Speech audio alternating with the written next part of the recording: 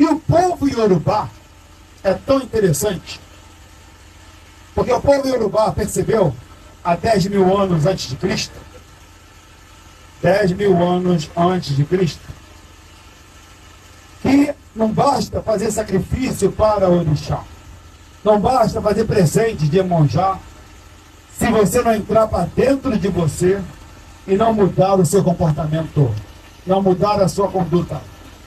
Isso se chama Ori.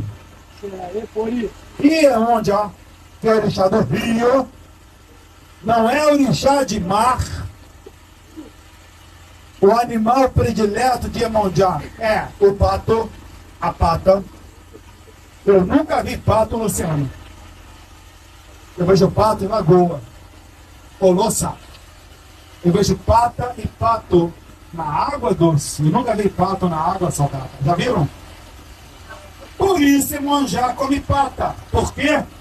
Para lembrar a origem dela, que é o rio doce. Odo-Iá. Odo é rio, Iá é mãe. Salve a mãe da água doce, que é a sua origem.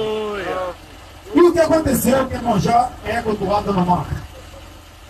Iemonjá, muito curiosa, ela queria saber aonde as águas de todos os rios